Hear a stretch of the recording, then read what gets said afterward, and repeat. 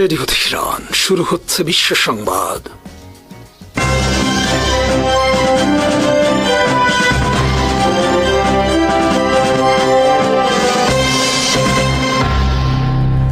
শুরুতেই সংবাদ শিরোনাম। ইরান দাবি করেছে ইসরায়েলের প্রভাব ও সমর্থনে যুক্তরাষ্ট্র যে যুদ্ধ শুরু করেছিল তার 5 মাস পরও ওয়াশিংটন কৌশলগতভাবে আটকে আছে এবং কাঙ্ক্ষিত লক্ষ্য অর্জনে ব্যর্থ হয়েছে। তেহরানের মতে যুক্তরাষ্ট্র এখন সামরিক ও রাজনৈতিক উভয় ক্ষেত্রেই চাপে রয়েছে এবং শেষ পর্যন্ত এই সংঘাতের মূল্য তাকে দিতেই হবে। ইরানি কর্মকর্তারা বলেন, যুক্তরাষ্ট্র এখনও ইরানের বিরুদ্ধে সরাসরি হামলা বন্ধ রেখেছে। এর ফলে তেহরান ও মধ্যপ্রাচ্যের বিভিন্ন অঞ্চলে যুক্তরাষ্ট্র ও তার মিত্রদের বিরুদ্ধে পাল্টা সামরিক অভিযান স্থগিত রেখেছে। প্রায় 2 সপ্তাহ ধরে চলা তীব্র বিমান হামলা ও পাল্টাপাল্টি উত্তেজনার পর উভয় পক্ষের মধ্যে আপাতত সরাসরি সংঘর্ষ কমেছে বলে ইরান দাবি করেছে। অন্যদিকে যুক্তরাষ্ট্রের প্রেসিডেন্ট ডোনাল্ড ট্রাম্প গণমাধ্যমে প্রকাশিত সেই সব প্রতিবেদন প্রত্যাখ্যান করেছেন যেখানে বলা হয়েছিল দীর্ঘমেয়াদী সামরিক অভিযানের কারণে মার্কিন বাহিনীর গোলাবারুদের মজুদ কমে এসেছে। ট্রাম্প বলেন, যুক্তরাষ্ট্রের অস্ত্র গোলাবারুদের ভাণ্ডার অত্যন্ত সমৃদ্ধ এবং সামরিক প্রয়োজনের তুলনায় তা অনেক বেশি। তিনি দাবি করেন, মার্কিন সামরিক সক্ষমতা নিয়ে উদ্বিগ্ন হওয়ার কোনো কারণ নেই এবং দেশটি প্রয়োজন হলে আরও দীর্ঘ সময় অভিযান পরিচালনা করতে সক্ষম। ইরান ও যুক্তরাষ্ট্রের পাল্টাপাল্টি বক্তব্যে স্পষ্ট, উভয় দেশই নিজেদের অবস্থানকে শক্তিশালী হিসেবে তুলে ধরার চেষ্টা করছে। তেহরান মনে করছে যুক্তরাষ্ট্র যুদ্ধক্ষেত্রে প্রত্যাশিত সাফল্য পায়নি এবং কৌশলগতভাবে চাপের মুখে রয়েছে। বিপরীতে ওয়াশিংটন বলছে তাদের সামরিক সক্ষমতা অটুট রয়েছে এবং অস্ত্র ভাণ্ডার নিয়ে যে উদ্বেগ তৈরি করা হচ্ছে তার কোনো বাস্তব ভিত্তি নেই। এই পরিস্থিতিতে মধ্যপ্রাচ্যের নিরাপত্তা পরিস্থিতি এখনও অস্থিতিশীল রয়ে গেছে। যদিও সরাসরি হামলার মাত্রা কিছুটা কমেছে, তবুও উভয় পক্ষের কঠোর অবস্থান ইঙ্গিত দিচ্ছে যে উত্তেজনা পুরোপুরি প্রশমিত হয়নি এবং ভবিষ্যতে পরিস্থিতি আরও জটিল হয়ে উঠতে পারে। ইসরায়েলের প্রধানমন্ত্রী বেনিয়ামিন নেতানিয়াহু যুক্তরাষ্ট্রের উদ্দেশ্যে রওনা হয়েছেন। সফরকালে তিনি মার্কিন প্রেসিডেন্ট ডোনাল্ড ট্রাম্পের সঙ্গে বৈঠক করবেন। ইসরায়েলের পক্ষ থেকে জানানো হয়েছে, দুই দেশের পারস্পরিক স্বার্থ সংশ্লিষ্ট বিভিন্ন বিষয় নিয়ে এ বৈঠকে আলোচনা হবে। যুক্তরাষ্ট্র সফরের আগে নেতানিয়াহু জানান, নিউ ইয়র্ক সিটির মেয়র জোহরান মামদানির বিরোধিতা সত্ত্বেও তিনি জাতিসংঘ সাধারণ পরিষদের অধিবেশনে যোগ দেওয়ার পরিকল্পনা বজায় রেখেছেন। তিনি অভিযোগ করেন, মামদানি তার বিরুদ্ধে বিদ্বেষ উস্কে দিচ্ছেন। সম্প্রতি মামদানি নেতানিয়াহুকে যুদ্ধাপরাধী বলে অভিহিত করেন এবং তিনি যুক্তরাষ্ট্রে প্রবেশ করলে আন্তর্জাতিক অপরাধ আদালতের জারি করা গ্রেফতারি পরোয়ানা কার্যকরের জন্য মার্কিন সরকারের প্রতি আহ্বান জানান। অন্যদিকে প্রেসিডেন্ট ডোনাল্ড ট্রাম্প স্পষ্টভাবে বলেছেন, নেতানিয়াহু যুক্তরাষ্ট্র সফরকালে গ্রেফতার হবেন না। ট্রাম্পের এই মন্তব্যকে নেতানিয়াহুর প্রতি ওয়াশিংটনের রাজনৈতিক সমর্থনের বহিঃপ্রকাশ হিসেবে দেখা হচ্ছে। উল্লেখ্য, 2024 সালের নভেম্বরে আন্তর্জাতিক অপরাধ আদালত গাজা উপত্যকায় সংঘটিত বলে অভিযোগ করা যুদ্ধাপরাধ ও মানবতা বিরোধী অপরাধের অভিযোগে ইসরায়েলের প্রধানমন্ত্রী বেনিয়ামিন নেতানিয়াহু এবং সাবেক প্রতিরক্ষা মন্ত্রী ইয়োভ গালান্তের বিরুদ্ধে গ্রেফতারি পরোয়ানা জারি করে। তবে ইসরায়েল এসব অভিযোগ অস্বীকার করে আসছে এবং আইসিসির এখতিয়ারও স্বীকার করে না। এই প্রেক্ষাপটে নেতানিয়াহুর ওয়াশিংটন সফর এবং জাতিসংঘ অধিবেশনে অংশগ্রহণের পরিকল্পনা আন্তর্জাতিক অঙ্গনে নতুন করে আলোচনার জন্ম দিয়েছে। একদিকে আইসিসির গ্রেফতারি পরোয়ানা কার্যকরের দাবি উঠছে, অন্যদিকে যুক্তরাষ্ট্রের সর্বোচ্চ পর্যায় থেকে নেতানিয়াহুর প্রতি প্রকাশ্য সমর্থন জানানো হচ্ছে। ফলে সফরটি মধ্যপ্রাচ্যের চলমান পরিস্থিতি, গাজা যুদ্ধ এবং যুক্তরাষ্ট্র ইসরায়েল সম্পর্কের ভবিষ্যৎ দিক নির্দেশনার ক্ষেত্রে গুরুত্বপূর্ণ বলে মনে করা হচ্ছে। এই মাটির টানে সারা দুনিয়ার সেই সব মানুষের জন্য আমাদের সামান্য সংযোগ, মাত্র 30% টাকায় জমির মালিক হয়ে নতুন বাংলাদেশের গড়ে তোলার স্বপ্ন দেখা। বাংলা বসতি, এই মাটি আমার, এই জমিন আমার। ইরানের পররাষ্ট্র মন্ত্রণালয়ের মুখপাত্র ইসমাইল বাঘাই বলেছেন, যুদ্ধ কিংবা শান্তির সময় কখন হবে তা যুক্তরাষ্ট্রকে নির্ধারণ করতে দেয়া হবে না। সোমবার তেহরানের সাপ্তাহিক সংবাদ সম্মেলনে তিনি বলেন, ইরান তার জাতীয় নিরাপত্তা ও স্বার্থ রক্ষায় যতদিন প্রয়োজন ততদিন আত্মরক্ষা চালিয়ে যাবে এবং কূটনীতিকে প্রয়োজন অনুযায়ী ব্যবহার করবে। বাঘাই দাবি করেন, ইরানকে দ্রুত পরাজিত করে আত্মসমর্পণে বাধ্য করার যে পরিকল্পনা যুক্তরাষ্ট্র ও ইসরায়েল করেছিল, 5 মাস পরও তারা নিজেদের তৈরি সংকটে আটকে রয়েছে। তার ভাষায়, এটি যুদ্ধ পরিচালনার সক্ষমতার নয়, বরং নিজেদের সৃষ্ট পরিস্থিতিতে সংগ্রাম করার প্রমাণ। তিনি আরও অভিযোগ করেন, পাকিস্তানের মধ্যস্থতায় হওয়া সমঝোতা স্মারকের শর্ত লঙ্ঘন করে যুক্তরাষ্ট্র আবারও কূটনীতির সঙ্গে বিশ্বাসঘাতকতা করেছে। তিনি বলেন, ইরানের জাতীয় স্বার্থই সব সিদ্ধান্তের মূল ভিত্তি এসব সিদ্ধান্ত একটি নির্দিষ্ট ও স্বচ্ছ প্রক্রিয়ার মাধ্যমে দেশের সংশ্লিষ্ট সব প্রতিষ্ঠানের অংশগ্রহণে নেওয়া হয়। তাই বাইরের কোনো শক্তি ইরানের নীতি নির্ধারণ করতে পারবে না। হরমুজ প্রণালী প্রসঙ্গে বাঘাই জানান, প্রণালীর ব্যবস্থাপনা নিয়ে ইরান ও ওমানের আলোচনা ইতিবাচক হয়েছে এবং প্রণালীটি এখনও বন্ধ রয়েছে বলে তিনি উল্লেখ করেন। ইউক্রেনের সাম্প্রতিক হামলায় একটি ইরানি জাহাজ ক্ষতিগ্রস্ত হওয়া এবং কয়েকজন ইরানি নাগরিক নিহত ও আহত হওয়ার ঘটনায়ও কঠোর প্রতিক্রিয়া জানান তিনি। বাঘাই বলেন, এই হামলা আন্তর্জাতিক আইন ও জাতিসংঘ সনদের লঙ্ঘন এবং এটি কোনোভাবেই গ্রহণযোগ্য নয়। তার দাবি, ইউক্রেনকে ঘটনার জবাবদিহি করতে হবে এবং এই পদক্ষেপের পরিণতি এড়িয়ে যাওয়া সম্ভব হবে না। একই সঙ্গে তিনি পুনর্ব্যক্ত করেন, ইউক্রেন রাশিয়া যুদ্ধে ইরান কোনো পক্ষ নয়, তবে ইরানি স্বার্থের বিরুদ্ধে যে কোনো পদক্ষেপের উপযুক্ত জবাব দেওয়া হবে বলে সতর্ক করেন তিনি। ইরানের সঙ্গে যুদ্ধে হতাহত মার্কিন সেনা সদস্যদের সংখ্যা কমিয়ে দেখানোর অভিযোগের মুখে গতকাল রোববার হতাহতের তথ্য প্রকাশের পদ্ধতিতে পরিবর্তন এনেছে পেন্টাগন। একই সঙ্গে তারা বলেছে, চলতি মাসে আহত সেনা সদস্যের সংখ্যা আগের হিসেবে যা বলা হয়েছিল তার চেয়ে বেশি। 7 জুলাই থেকে ইরান ও যুক্তরাষ্ট্রের মধ্যকার যুদ্ধবিরতি ভাঙতে শুরু করে এবং লড়াই আবার তীব্র হয়। মার্কিন প্রতিরক্ষা সদর দপ্তর পেন্টাগনের নতুন পদ্ধতির আওতায় 7 জুলাই পরবর্তী হতাহতের তথ্য আর ইরান যুদ্ধের মূল তালিকায় রাখা হচ্ছে না। এর বদলে সেগুলো বিদেশে পরিচালিত সামরিক অভিযানে হতাহতের তথ্য শিরোনামে আলাদা একটি ওয়েব পেজে প্রকাশ করা হচ্ছে। এতে যুদ্ধে মোট কতজন মার্কিন সেনা হতাহত হয়েছেন তা জানতে এখন 2টি আলাদা ওয়েব পেজের তথ্য যোগ করতে হচ্ছে। নতুন ব্যবস্থার আওতায় পেন্টাগনের তথ্য ভান্ডার ডিফেন্স ক্যাজুয়ালিটি অ্যানালাইসিস সিস্টেমে গত সপ্তাহান্তে ইরান যুদ্ধে নিহত 4 মার্কিন সেনার তথ্য আবারও যুক্ত করেছে। সম্প্রতি ওয়েবসাইট থেকে 4 সেনা নিহত হওয়ার তথ্য বাদ দেওয়া হয়েছিল, তবে এবার এই 4 সেনার মৃত্যুর তথ্য মূল তালিকায় নয়, আলাদা একটি বিভাগে রাখা হয়েছে। এই বিষয়ে পেন্টাগন কোনো ব্যাখ্যাও দেয়নি। এই পরিবর্তনের কারণে 7 জুলাইয়ের পর আহত সেনা সদস্যের সংখ্যা পেন্টাগনের আগের প্রকাশিত হিসাবের তুলনায় 142 জন বেড়েছে। হালনাগাদ তথ্য অনুযায়ী 7 জুলাই থেকে আহত মার্কিন সেনা সদস্যের সরকারি সংখ্যা এখন 207, আর 28 ফেব্রুয়ারি যুদ্ধ শুরু হওয়ার পর থেকে মোট আহত হওয়ার সংখ্যা দাঁড়িয়েছে 624 জনে। এদিকে যুদ্ধ শুরুর পর থেকে নিহত মার্কিন সেনা সদস্যের মোট সংখ্যা 18 বলে উল্লেখ করা হয়েছে। এই মাটির টানে সারা দুনিয়ার সেই সব মানুষের জন্য আমাদের সামান্য সংযোগ মাত্র 30% টাকায় জমির মালিক হয়ে নতুন বাংলাদেশের গড়ে তোলার স্বপ্ন দেখা। বাংলা বসতি। এই মাটি আমার, এই জমিন আমার। দক্ষিণ লেবাননের নাবাতিয়াহ অঞ্চলের আলী আল তাহের হাইটসের উপকণ্ঠে সোমবার ভোরে ইসরায়েলি বাহিনী গোলাবর্ষণ করেছে বলে স্থানীয় গণমাধ্যম জানিয়েছে। তাৎক্ষণিকভাবে কোনো হতাহত বা বড় ধরনের ক্ষয়ক্ষতির খবর পাওয়া যায়নি। সাম্প্রতিক দিনগুলোতে দক্ষিণ লেবাননের বিভিন্ন এলাকায় ইসরায়েল ধারাবাহিক সামরিক অভিযান চালিয়ে যাচ্ছে। বারাশিদ ও কাফর তিবনিত এলাকায় বিস্ফোরণের পাশাপাশি মনসুরি ও মাজদাল জোনের আশপাশে বিমান হামলার ঘটনাও ঘটেছে। গত 2রা মার্চ হিজবুল্লাহ যুক্তরাষ্ট্র ইসরায়েলের ইরানের বিরুদ্ধে সামরিক অভিযানের প্রতিক্রিয়া, 2024 সালের যুদ্ধবিরতি চুক্তি লঙ্ঘন এবং দক্ষিণ লেবাননে ইসরায়েলের অব্যাহত দখলদারিত্বের প্রতিবাদে সামরিক অভিযান শুরু করে। পরবর্তীতে 8 এপ্রিল ইরান যুক্তরাষ্ট্র যুদ্ধবিরতির পর লেবাননেও যুদ্ধবিরতি কার্যকর হয়। তেহরান ওয়াশিংটনের সঙ্গে পরোক্ষ আলোচনায় লেবাননে ইসরায়েলি হামলা বন্ধকে অন্যতম প্রধান শর্ত হিসেবে উপস্থাপন করেছিল।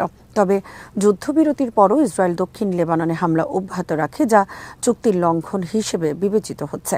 এদিকে 17 জুলাই স্বাক্ষরিত ইসলামাবাদ সমঝোতা স্মারকে সব ফ্রন্টে, বিশেষ করে লেবাননে সংঘর্ষ বন্ধের কথা উল্লেখ থাকলেও ইসরায়েল তা পুরোপুরি মেনে চলেনি বলে অভিযোগ রয়েছে।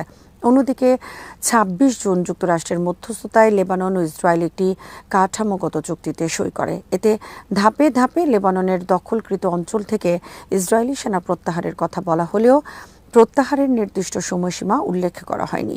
সেনা প্রত্যাহারকে লেবাননের সেনাবাহিনীর নিরাপত্তা দায়িত্ব গ্রহণ এবং হিজবুল্লাহ সহ সশস্ত্র গোষ্ঠীগুলো নিরস্ত্রীকরণের সঙ্গে যুক্ত করা হয়েছে। হিজবুল্লাহ ও লেবাননের আমাল আন্দোলন এই চুক্তি প্রত্যাখ্যান করে দাবি করেছে এটি দক্ষিণ লেবাননে ইসরায়েলের দখলদারিত্বকে বৈধতা দেয় এবং লেবাননের জাতীয় স্বার্থের পরিপন্থী।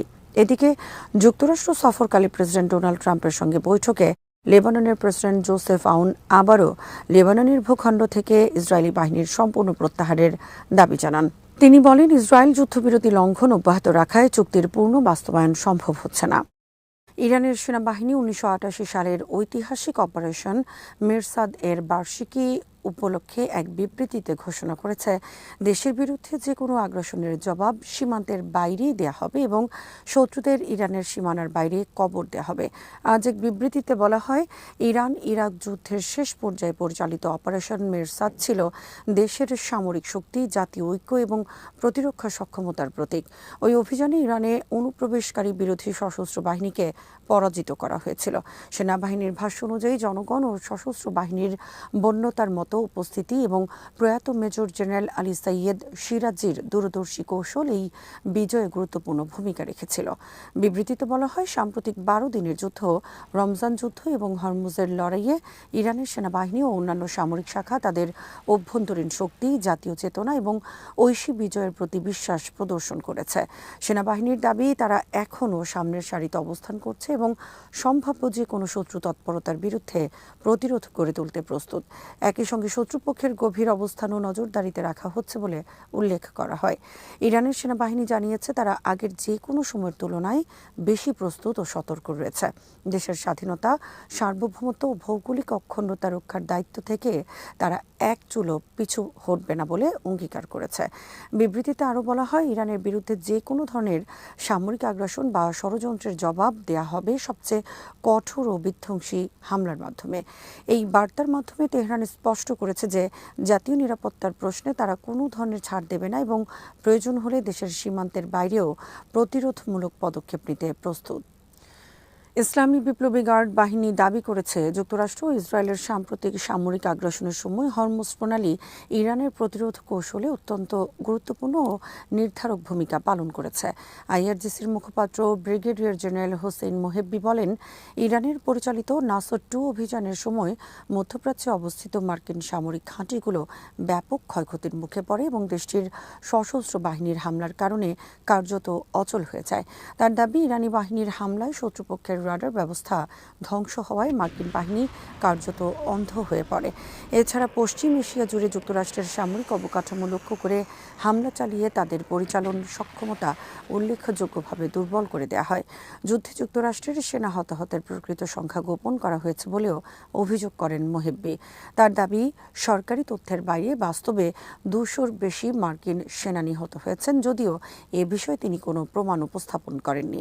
তিনি আরও অভিযোগ করেন, যুক্তরাষ্ট্র ইরানের সামরিক স্থাপনা লক্ষ্য করার দাবি করলেও বাস্তবে দেশটির বেসামরিক অবকাঠামোতে হামলা চালানো হয়েছে।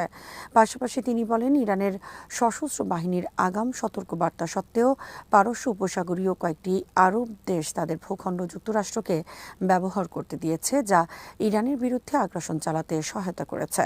বক্তব্যের শেষাংশে মোহেব্বি ইউক্রেনের বিরুদ্ধে একটি ইরানি বাণিজ্যিক জাহাজে হামলার অভিযোগ তোলেন।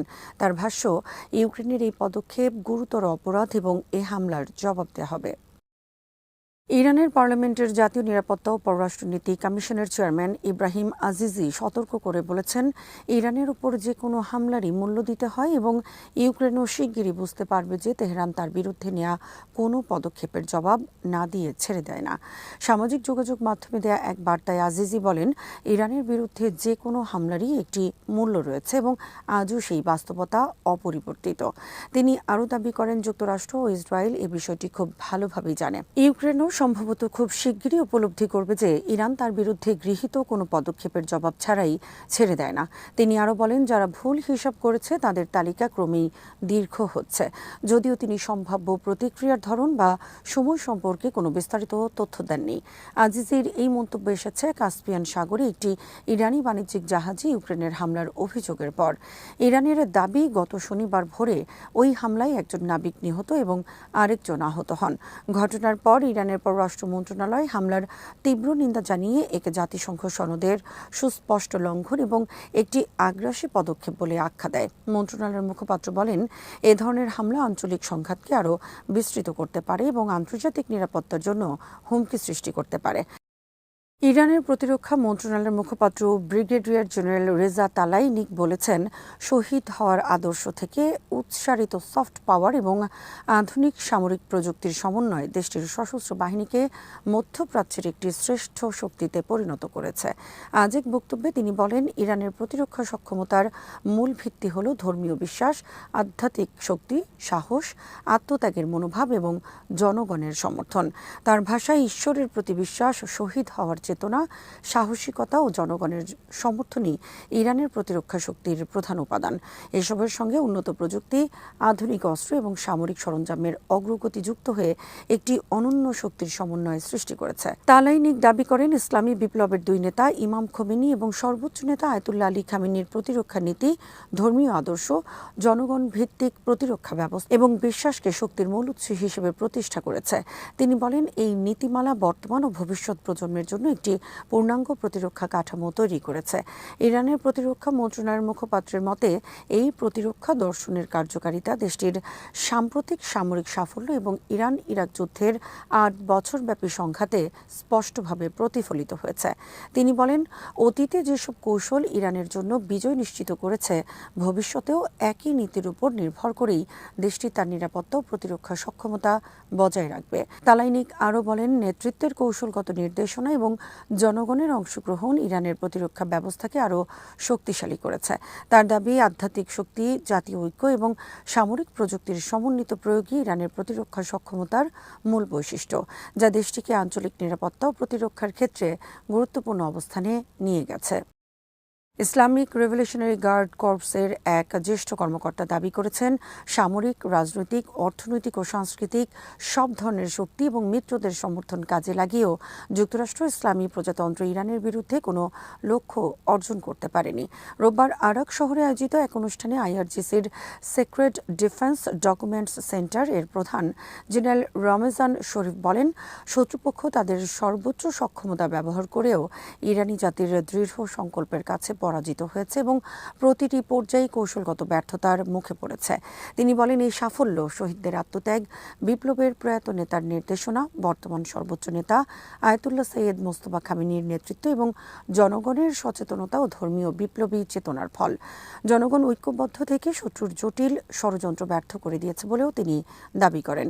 জেনারেল শরীফ আরও বলেন, ইউরোপীয় ইউনিয়ন এবং অঞ্চলের কয়েকটি দেশ যুক্তরাষ্ট্র ও ইসরায়েলের পক্ষে অবস্থান নিলেও গোয়েন্দা নজরদারি ও প্রচার যন্ত্রের সর্বোচ্চ ব্যবহার করেও তারা তাদের উদ্দেশ্য পূরণ করতে পারেনি। তার ভাষ্য অনুযায়ী, যুদ্ধের শুরুতে ইরানের রাজনৈতিক ব্যবস্থা দ্রুত ভেঙে পড়বে, শত্রুপক্ষের এমন ধারণা খুব দ্রুতই ভুল প্রমাণিত হয়। তিনি আরও অভিযোগ করেন, ইরানের ভূখণ্ডকে ভেঙে পূর্ব ও পশ্চিম অঞ্চলকে আলাদা করার পরিকল্পনাও ছিল, তবে সর্বোচ্চ নেতার দিক নির্দেশনা এবং জনগণের প্রতিরোধের কারণেই সেই পরিকল্পনা বাস্তবায়ন সম্ভব হয়নি। জেনারেল শরীফ আরও দাবি করেন, মার্কিন প্রেসিডেন্টের পরাজয়, স্বীকারোক্তি ইরানি জাতির প্রতিরোধের সফলতার প্রতিফলন। তিনি বলেন, সাবেক IRGC commander lieutenant general Mohammad পাকপুরের মতো সাহসী কমান্ডারদের আত্মত্যাগী ইসলামী রাষ্ট্র ব্যবস্থার শক্তি ও মর্যাদা রক্ষায় গুরুত্বপূর্ণ ভূমিকা রেখেছে। যুক্তরাষ্ট্র প্রায় 2 সপ্তাহ ধরে চলা তীব্র বিমান হামলার পরও ইরানের বিরুদ্ধে নতুন কোনো সামরিক অভিযান শুরু করেনি। এর ফলে মধ্যপ্রাচ্যে চলমান উত্তেজনা কিছুটা কমেছে এবং পাল্টা পদক্ষেপ হিসেবে ইরানও অঞ্চলে নিজেদের প্রতিশোধমূলক হামলা সাময়িকভাবে স্থগিত রেখেছে। তবে উভয় পক্ষই সতর্ক অবস্থানে রয়েছে এবং পরিস্থিতি এখনও অস্থির বলে বিশ্লেষকদের ধারণা। এদিকে মার্কিন প্রেসিডেন্ট ডোনাল্ড ট্রাম্প দেশটির গোলা বারুদের মজুদ কমে যাওয়ার খবরকে সম্পূর্ণভাবে নাকচ করেছেন। দেশীয় গণমাধ্যমে দেয়া বক্তব্যে তিনি বলেন, যুক্তরাষ্ট্রের সামরিক অস্ত্র ও গোলা বারুদের মজুদ প্রয়োজনের তুলনায় অনেক বেশি এবং যুদ্ধ পরিচালনার সক্ষমতায় কোনো ঘাটতি নেই। তার দাবি, যুক্তরাষ্ট্রের সামরিক শক্তি নিয়ে যে ধরনের জল্পনা চলছে তার কোনো বাস্তব ভিত্তি নেই। অন্যদিকে ইরানের পররাষ্ট্র মন্ত্রণালয়ের মুখপাত্র ইসমাইল বাঘাই জানিয়েছেন, তেহরান ও ওয়াশিংটনের মধ্যে এখনও বিভিন্ন মধ্যস্থতাকারীর মাধ্যমে বার্তা আদান প্রদান চলছে। তিনি বলেন, যুক্তরাষ্ট্র পূর্ববর্তী আলোচনায় বিশ্বাস ভঙ্গ করেছিল এবং কূটনৈতিক প্রক্রিয়াকে ক্ষতিগ্রস্ত করেছিল। তবুও বর্তমান সংকট আরও বিস্তৃত সংঘাতের রূপ নেওয়া ঠেকাতে যোগাযোগের পথ পুরোপুরি বন্ধ হয়নি। বাঘের বক্তব্য অনুযায়ী ইরান কূটনৈতিক সমাধানের সম্ভাবনা পুরোপুরি নাকচ করছে না, তবে ভবিষ্যতে আলোচনার ক্ষেত্রে ওয়াশিংটনের পদক্ষেপই সবচেয়ে গুরুত্বপূর্ণ হবে। তিনি জোর দিয়ে বলেন, পারস্পরিক আস্থা পুনর্গঠন ছাড়া কোনো অর্থবহ অগ্রগতি সম্ভব নয়। বিশ্লেষকদের মতে, সামরিক হামলা সাময়িকভাবে বন্ধ থাকলেও যুক্তরাষ্ট্র ও ইরানের মধ্যে গভীর অবিশ্বাস এখনও কাটেনি। উভয় দেশই একদিকে সামরিক প্রস্তুতি বজায় রেখেছে, অন্যদিকে পরোক্ষ যোগাযোগ অব্যাহত রেখেছে। ফলে পরিস্থিতি আপাতত শান্ত থাকলেও সামান্য উস্কানিতেই নতুন করে সংঘাত ছড়িয়ে পড়ার আশঙ্কা পুরোপুরি উড়িয়ে দেওয়া যাচ্ছে না। ইরান কাস্পিয়ান সাগরে একটি জাহাজে ইউক্রেনের কথিত হামলার তীব্র নিন্দা জানিয়ে একে আন্তর্জাতিক আইনের সুস্পষ্ট লঙ্ঘন বলে অভিহিত করেছে। দেশটির পররাষ্ট্র মন্ত্রণালয়ের মুখপাত্র ইসমাইল বাঘাই বলেছেন, ইউক্রেনের এই পদক্ষেপ সম্পূর্ণ অবৈধ এবং আন্তর্জাতিক আইন ও নৌ পরিবহন সংক্রান্ত বিধির পরিপন্থী। বাঘাই সতর্ক করে বলেন, এটি একটি বিপজ্জনক পদক্ষেপ, প্রয়োজনে এর জবাব দেওয়ার অধিকার ইরানের রয়েছে। তবে তিনি পুনর্ব্যক্ত করেন যে রাশিয়া ইউক্রেন যুদ্ধ শুরু হওয়ার পর থেকেই তেহরানের অবস্থান ছিল সংঘাতে সরাসরি জড়িত না হওয়ার। ইরান শুরু থেকেই এ যুদ্ধে হস্তক্ষেপ করতে চায়নি বলেও তিনি উল্লেখ করেন। এদিকে ইরানের রাষ্ট্রায়ত্ত সম্প্রচার মাধ্যম IRIB জানিয়েছে, সোমবার ভোরে হরমুজ প্রণালীর দক্ষিণাঞ্চলে 6টি জাহাজ একটি অবৈধ ও অনিরাপদ নৌপথ দিয়ে চলাচলের চেষ্টা করে। প্রতিবেদনে বলা হয়, জাহাজগুলো তাদের নেভিগেশন ও অবস্থান নির্ধারণকারী ব্যবস্থা বন্ধ রেখেছিল, যা আন্তর্জাতিক সামুদ্রিক নিরাপত্তা বিধির পরিপন্থী। IRIBর তথ্য মতে ওই 6টি জাহাজের মধ্যে একটি দুর্ঘটনার কবলে পড়ে এবং বাকি 5টি ইরানি কর্তৃপক্ষের দৃঢ় ব্যবস্থাপনার মুখে পারস্য উপসাগরে ফিরে যেতে বাধ্য হয়। রাষ্ট্রায়ত্ত গণমাধ্যমটি এক অবহিত কর্মকর্তার বরাত দিয়ে দাবি করেছে, মার্কিন সামরিক বাহিনীর উস্কানির পরই জাহাজগুলো ওই ঝুঁকিপূর্ণ রুট ব্যবহার করার চেষ্টা করেছিল। পরিস্থিতি নিয়ে আন্তর্জাতিক মহলে নজরদারি অব্যাহত রয়েছে। ইরানের সঙ্গে চলমান যুদ্ধকে ঘিরে উপসাগরীয় অঞ্চলে নিরাপত্তা পরিস্থিতির অবনতি হওয়ায় হরমুজ প্রণালীর নিরাপত্তা নিয়ে টেলিফোনে আলোচনা করেছেন সৌদি আরব ও ওমানের পররাষ্ট্রমন্ত্রীরা। সৌদির রাষ্ট্রীয় বার্তা সংস্থা SPA জানিয়েছে, দুই দেশের শীর্ষ কূটনীতিক সাম্প্রতিক আঞ্চলিক উত্তেজনা নিয়ে উদ্বেগ প্রকাশ করেন এবং হরমুজ প্রণালীতে সামুদ্রিক নৌ চলাচলের নিরাপত্তা ও অবাধ চলাচল নিশ্চিত করার উপায় নিয়ে মতবিনিময় করেন। এদিকে ওমানের একটি প্রতিনিধি দল সপ্তাহান্তে তেহরান সফর করে ইরানি কর্মকর্তাদের সঙ্গে বৈঠক করেছেন। ইরান জানিয়েছে, ওই বৈঠকেও সামুদ্রিক নৌ চলাচল এবং আঞ্চলিক নিরাপত্তা নিয়ে আলোচনা হয়েছে এবং এ বিষয়ে ইতিবাচক অগ্রগতি হয়েছে। অন্যদিকে ইয়েমেনে চলমান অবরোধ অব্যাহত রাখলে তা সৌদি আরবের জন্যই উল্টো ফল বয়ে আনবে বলে সতর্ক করেছেন হুথি সরকারের উপপররাষ্ট্রমন্ত্রী আব্দুল ওয়াহিদ আবু রাস। হুথি নিয়ন্ত্রিত ইয়েমেন নিউজ এজেন্সি সাবাকে দেয়া এক বক্তব্যে তিনি বলেন, যুক্তরাষ্ট্রের সহায়তা নিয়েও সৌদি আরব ইয়েমেনে তাদের লক্ষ্য অর্জনে ব্যর্থ হয়েছে। এখন স্থানীয় মিত্র ও ভাড়াটে বাহিনীর উপর নির্ভর করেও তারা সফল হবে না। তিনি আরও বলেন, ইয়েমেনের উপর অবরোধ বজায় রাখা, দেশটির সম্পদ আটকে রাখা এবং সামাজিক কাঠামো দুর্বল করার নীতি শেষ পর্যন্ত সৌদি অর্থনীতির ওপরই নেতিবাচক প্রভাব ফেলবে। গত সপ্তাহ থেকে ইয়েমেন উপকূলবর্তী লোহিত সাগরে নৌ চলাচলও নতুন করে বিঘ্নিত হয়েছে। হুথি আন্দোলন সৌদি আরবের রপ্তানি পণ্যের বিরুদ্ধে নৌ অবরোধ ঘোষণার পর এই পরিস্থিতির সৃষ্টি হয়েছে। এর ফলে লোহিত সাগর ও হরমুজ প্রণালীকে ঘিরে আঞ্চলিক বাণিজ্য, জ্বালানি পরিবহনের নিরাপত্তা নিয়ে আন্তর্জাতিক উদ্বেগ আরও বেড়েছে। উপসাগরীয় দেশগুলো কূটনৈতিক তৎপরতা বাড়িয়ে উত্তেজনা প্রশমনের চেষ্টা চালিয়ে যাচ্ছে। অধিকৃত পশ্চিম তীরে আজও অভিযান, গ্রেফতার ও বাড়িঘর ধ্বংসের কার্যক্রম অব্যাহত রেখেছে ইসরায়েলি বাহিনী। ফিলিস্তিনি বার্তা সংস্থা ওয়াফার তথ্য অনুযায়ী নাবলুসের 5টি এলাকায় অভিযান চালিয়ে অন্তত 8 জন ফিলিস্তিনিকে গ্রেফতার করা হয়েছে। জেনিনের কাছে আরাববেহ এলাকায় 3তলা একটি বাড়ি গুঁড়িয়ে দিয়েছে ইসরায়েলি সেনারা। প্রত্যক্ষদর্শীদের ভাষ্য অনুযায়ী 3টি সামরিক বুলডোজার, বিপুল সংখ্যক সেনা ও সামরিক যান নিয়ে অভিযান চালানো হয়। একই সময়ে রামাল্লার পশ্চিমেও আরেকটি বাড়ি ভেঙে ফেলা হয়েছে। ওই বাড়ির মালিকরা আগে থেকে উচ্ছেদ নোটিশের বিরুদ্ধে আইনি লড়াই শুরু করেছিলেন। কালকিলিয়ায় সেনারা শহরের পূর্ব দিক দিয়ে প্রবেশ করে কাফর সাবা ও আন নাক্কার এলাকায় তল্লাশি চালায় এবং 4 জনকে আটক করে। হেব্রনের বিভিন্ন শহরেও বাড়ি ও যানবাহনে তল্লাশি, বাসিন্দাদের হয়রানি এবং একাধিক সামরিক চেকপয়েন্ট বসিয়ে চলাচলে বাধা দেওয়ার খবর পাওয়া গেছে। বেথেলহেমের আশপাশের কয়েকটি শহরেও অভিযান চালানো হলেও সেখানে কাউকে গ্রেফতার করা হয়নি। এদিকে ইসরায়েলের প্রধানমন্ত্রী বেনিয়ামিন নেতানিয়াহু যুক্তরাষ্ট্রের রাজধানী ওয়াশিংটনের উদ্দেশ্যে রওনা হয়েছেন। সেখানে তিনি মার্কিন প্রেসিডেন্ট ডোনাল্ড ট্রাম্পের সঙ্গে বৈঠক করবেন। দুই নেতা পারস্পরিক স্বার্থ সংশ্লিষ্ট বিভিন্ন আঞ্চলিক ও আন্তর্জাতিক বিষয় নিয়ে আলোচনা করবেন বলে জানানো হয়েছে। অন্যদিকে সংযুক্ত আরব আমিরাত পশ্চিম তীরে ইসরায়েলি বসতি স্থাপনকারীদের সাম্প্রতিক হামলার নিন্দা জানিয়েছে। তুলকারেমে একটি মসজিদে অগ্নিসংযোগের ঘটনাকে উস্কানিমূলক ও চরমপন্থী কর্মকাণ্ড আখ্যা দিয়ে আবুধাবি বলেছে, এইসব ঘটনার দায় ইসরায়েলি সরকারের। অপরাধীদের জবাবদিহির আওতায় আনার আহ্বানও জানিয়েছে দেশটি। এদিকে নিলিন ও বেইতা এলাকাতেও নতুন করে অভিযান চালিয়েছে ইসরায়েলি সেনাবাহিনী।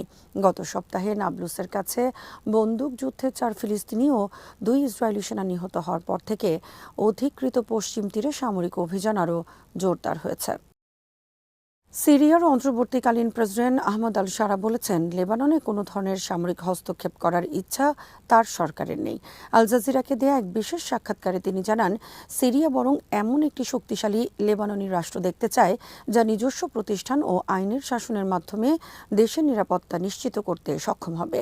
আল শারার ভাষ্য অনুযায়ী সিরিয়া চায় লেবানন সরকার নিজ দায়িত্বে হিজবুল্লাহর নিরস্ত্রীকরণ সংক্রান্ত অঙ্গীকার বাস্তবায়ন করুক। তবে এই প্রক্রিয়ায় এমন কোনো অস্থিরতা সৃষ্টি হোক যা সীমান্ত পেরিয়ে সিরিয়ার নিরাপত্তাকে প্রভাবিত করতে পারে তা তিনি চান না। তিনি বলেন, লেবাননের স্থিতিশীলতা নষ্ট হলে তার সরাসরি প্রভাব সিরিয়ার উপর পড়বে। তিনি আরও জানান, গত কয়েক মাস ধরে দামেস্ক ও বৈরুতের মধ্যে রাষ্ট্রীয় প্রতিষ্ঠান ও আইনের ভিত্তিতে সম্পর্ক জোরদারের বিষয়ে ধারাবাহিক আলোচনা হয়েছে।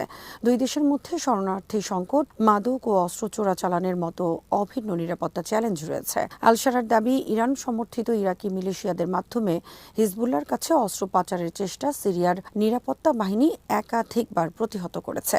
অধিকৃত গোলান মালভূমির প্রসঙ্গে সিরিয়ার প্রেসিডেন্ট বলেন, ইসরায়েলের সঙ্গে আরও আলোচনা করতে তার সরকার প্রস্তুত রয়েছে। তবে যে কোনো অগ্রগতির পূর্ব শর্ত হল ইসরায়েলকে 1974 সালের বিচ্ছিন্নকরণ চুক্তিতে নির্ধারিত সীমারেখায় ফিরে যেতে হবে। তিনি জোর দিয়ে বলেন, সিরিয়া সংঘাত নয়, শান্তিপূর্ণ সমাধানের পথ অনুসরণ করছে এবং একটি সমন্বিত শান্তি চুক্তির সম্ভাবনা নিয়েও আলোচনা করতে আগ্রহী। তবে আল শারা স্পষ্ট করে দেন, আলোচনায় অংশ নেওয়ার অর্থ এই নয় যে সিরিয়া অধিকৃত গোলান মালভূমির ওপর নিজের সার্বভৌম অধিকার থেকে সরে আসবে। তার মতে, শান্তি প্রতিষ্ঠার প্রচেষ্টা এবং জাতীয় ভূখণ্ডের দাবির মধ্যে কোনো বিরোধ নেই। সিরিয়া আঞ্চলিক স্থিতিশীলতা, পারস্পরিক নিরাপত্তা এবং কূটনৈতিক সংলাপের মাধ্যমে প্রতিবেশী দেশগুলোর সঙ্গে সম্পর্ক এগিয়ে নিতে চায়। মোহাম্মদ শাহাবুদ্দিন চুপ্পুর রাষ্ট্রপতি হিসেবে যাত্রা শুরু থেকেই ছিল বিতর্ক ও রাজনৈতিক আনুগত্যের প্রশ্নে আবৃত। 2023 সালের ফেব্রুয়ারিতে ক্ষমতাসীন আওয়ামী লীগ যখন সাবেক জেলা ও দায়রা জজ এবং দুর্নীতি দমন কমিশনের সাবেক কমিশনার মোহাম্মদ শাহাবুদ্দিনকে রাষ্ট্রপতি পদে মনোনয়ন দেয়, তখন অনেকের কাছে এটি ছিল একটি রাজনৈতিক সিদ্ধান্ত। সংবিধান অনুযায়ী রাষ্ট্রপতি রাষ্ট্রের সর্বোচ্চ সাংবিধানিক পদে অধিষ্ঠিত হলেও বাংলাদেশের সংসদীয় ব্যবস্থায় এই পদ মূলত আনুষ্ঠানিক। তবুও এই পদের সবচেয়ে বড় শক্তি হল রাজনৈতিক নিরপেক্ষতা ও নৈতিক মর্যাদা। সমালোচকদের মতে শাহাবুদ্দিন দায়িত্ব গ্রহণের পর থেকেই সেই নিরপেক্ষ ভাবমূর্তি প্রতিষ্ঠায় ব্যর্থ হন। ডেইলি ওয়াদার বিশ্লেষণ থেকে আরও জানাচ্ছেন ওয়াহিদ ফারুকী।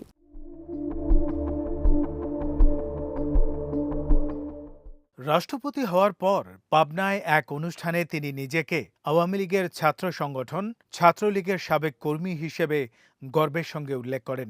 একই সময়ে সামাজিক যোগাযোগ মাধ্যমে ছড়িয়ে পড়া একটি ছবি, যেখানে তিনি তৎকালীন প্রধানমন্ত্রী শেখ হাসিনার পায়ে হাত দিয়ে প্রণাম করছেন, তাকে আরও বিতর্কের মুখে ফেলে। সমর্থকদের কাছে এটি ব্যক্তিগত শ্রদ্ধার প্রকাশ হলেও বিরোধীদের কাছে এটি ছিল রাষ্ট্রপতির সাংবিধানিক স্বাধীনতার পরিবর্তে রাজনৈতিক আনুগত্যের প্রতীক। পরবর্তীকালে সামাজিক যোগাযোগ মাধ্যমে তাকে ঘিরে আরও কিছু বিব্রতকর ঘটনা তার ব্যক্তিগত ভাবমূর্তিকে ক্ষতিগ্রস্ত করে।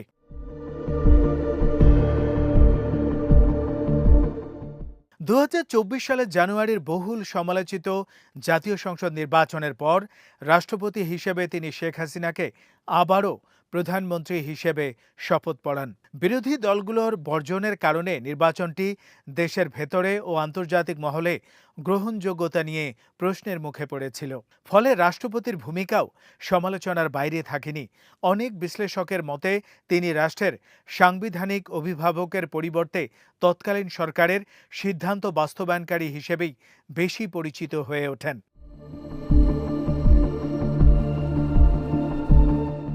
তবে রাজনৈতিক বাস্তবতা নাটকীয়ভাবে পাল্টে যায় 2024 সালের আগস্টে। ছাত্র জনতার গণ অভ্যুত্থানের মুখে শেখ হাসিনা দেশ ত্যাগ করলে দীর্ঘদিনের ক্ষমতাসীন সরকারের পতন ঘটে। সেই সংকটময় মুহূর্তে রাষ্ট্রপতি শাহাবুদ্দিন চুপ্পু অন্তর্বর্তী সরকারের প্রধান হিসেবে ডক্টর মোহাম্মদ ইউনূসকে শপথ পড়ান। অনেকের কাছে এটি ছিল একটি গুরুত্বপূর্ণ সাংবিধানিক রূপান্তরের অংশ, যা দেশের রাজনৈতিক স্থিতিশীলতা বজায় রাখতে সহায়ক হয়েছিল। কিন্তু এই ইতিবাচক মূল্যায়ন বেশি দিন স্থায়ী হয়নি।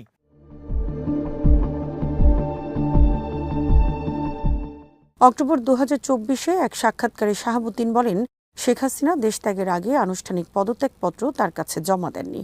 এই মন্তব্য রাজনৈতিক অঙ্গনে ব্যাপক আলোড়ন তোলে, কারণ এর আগে সেনাপ্রধান সহ রাষ্ট্রের বিভিন্ন দায়িত্বশীল ব্যক্তির বক্তব্যে ভিন্ন ধারণা পাওয়া গিয়েছিল।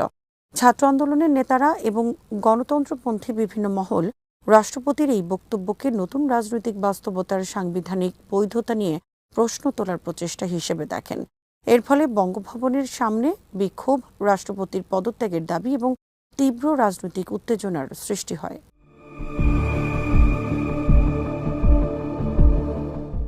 অন্তর্বর্তী সরকারও কঠিন সাংবিধানিক বাস্তবতার মুখোমুখি হয়।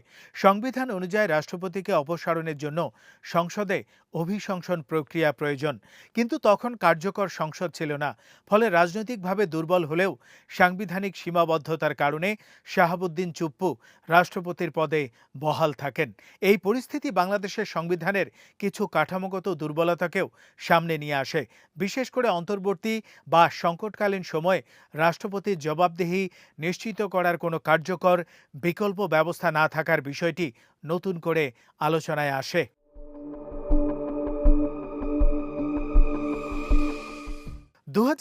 সালের ফেব্রুয়ারিতে নির্বাচনের মাধ্যমে সংসদীয় শাসন ব্যবস্থা পুনঃপ্রতিষ্ঠিত হওয়ার পরও শাহাবুদ্দিন রাষ্ট্রপতির দায়িত্বে বহাল ছিলেন।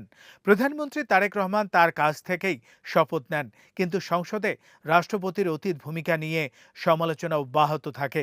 বিরোধী ও ক্ষমতাসীন উভয় পক্ষের অনেক সদস্যই তার নিরপেক্ষতা নিয়ে প্রশ্ন তোলেন এবং অতীত কর্মকাণ্ডকে রাজনৈতিক বিতর্কের বিষয় হিসেবে ব্যবহার করেন।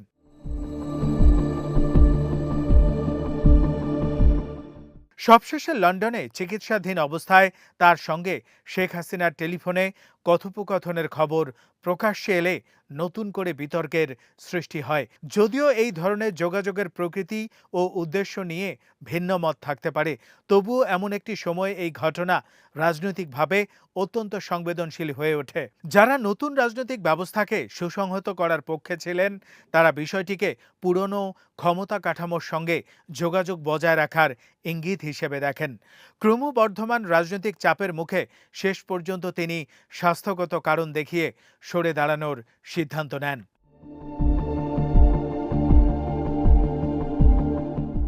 সামগ্রিকভাবে মোহাম্মদ শাহাবুদ্দিনের রাষ্ট্রপতিত্ব বাংলাদেশের সাংবিধানিক রাজনীতিতে একটি গুরুত্বপূর্ণ অধ্যায় হিসেবে বিবেচিত হতে পারে। তার সমর্থকেরা বলতে পারেন, তিনি রাজনৈতিক অস্থিরতার মধ্যে সাংবিধানিক ধারাবাহিকতা বজায় রাখার চেষ্টা করেছিলেন। অন্যদিকে সমালোচকদের মতে তিনি রাষ্ট্রপতির সবচেয়ে গুরুত্বপূর্ণ বৈশিষ্ট্য রাজনৈতিক নিরপেক্ষতা ধরে রাখতে ব্যর্থ হন। ফলে তার মেয়াদকাল রাষ্ট্রপতির সাংবিধানিক ভূমিকা, ক্ষমতার সীমা এবং রাজনৈতিক প্রভাব মুক্ত থাকার প্রয়োজনীয়তা নিয়ে নতুন করে জাতীয় বিতর্ক সৃষ্টি করেছে। ভবিষ্যতে বাংলাদেশের রাষ্ট্রপতি পদকে আরও কার্যকর ও সর্বজন গ্রহণযোগ্য করতে হলে শুধু সাংবিধানিক বিধান নয়, রাজনৈতিক সংস্কৃতিতেও নিরপেক্ষতা, জবাবদিহি এবং প্রাতিষ্ঠানিক মর্যাদার চর্চা আরও শক্তিশালী করা প্রয়োজন। শ্রোতা বন্ধুরা, বিশ্ব সংবাদে এই ছিল আমাদের সর্বশেষ আয়োজন। সঙ্গে থাকার জন্য আপনাদের সবাইকে অসংখ্য ধন্যবাদ।